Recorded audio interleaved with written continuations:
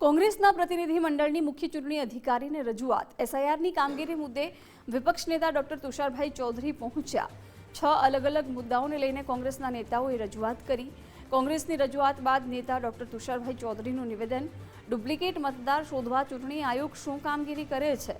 વિદેશમાં સ્થાયી થયેલા લોકોની યાદીમાં કેમની ખરાઈ કરાશે?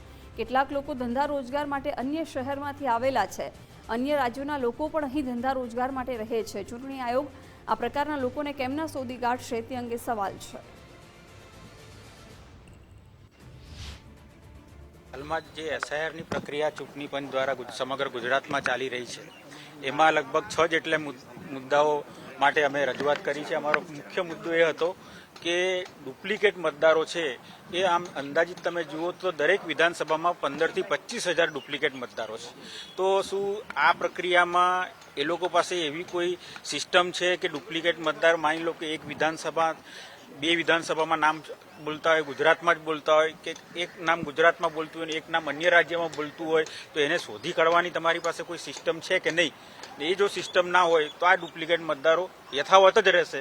તો એ 2 જગ્યાએ મતદાન કરતા જ આવશે। જેવું કે આપણે ગુજરાતની જ વાત કરીએ તો સુરત શહેર એવું શહેર છે કે ત્યાં દરેક રાજ્યના લોકો કામકાજ અર્થે આવે છે, તો એ લોકોના ત્યાં પણ નામ છે અને સુરતમાં પણ નામ છે। ખાસ કરીને ડુપ્લિકેટ વોટર્સ માટે જ અમે અહીંયા આવ્યા છે અને અમે આ રજૂઆત એટલા માટે કરી છે કે આપની પાસે કોઈ સોફ્ટવેર કે મિકેનિઝમ છે કે આપ ડુપ્લિકેટ વોટર્સને શોધી શકો અને એ તમે આજે ઇલેક્શન કમિશન પાસે ફેરનેસ ને એકદમ સારી પ્રક્રિયા થાય એની અપેક્ષા છે અને એ એમનું લક્ષ્ય પણ છે કે એકદમ ફેરનેસ લાવીએ ઇલેક્શન પ્રક્રિયામાં। તો આ ડુપ્લિકેટ વોટર્સ માટે તમારી પાસે શું મિકેનિઝમ છે?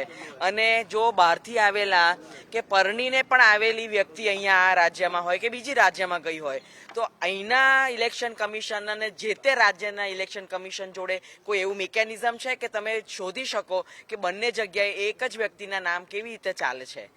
બીજી રજૂઆત ખાસ એ કરી કે આ કોમર્શિયલ પ્રોજેક્ટ્સ થાય છે, મોટા પ્રોજેક્ટ્સ થાય છે જ્યાં તમે બીજી જગ્યાએ ફાળવણી કરો છો, ઈડબ્લ્યુએસ આપી દો છો ઓલરેડી, તે છતાં એ લોકોના નામ એક જગ્યાએ ચાલુ ને બીજી જગ્યાએ પણ ચાલુ રહે છે, તો એ ડુપ્લિકેશન માટે આપની પાસે શું મિકેનિઝમ છે?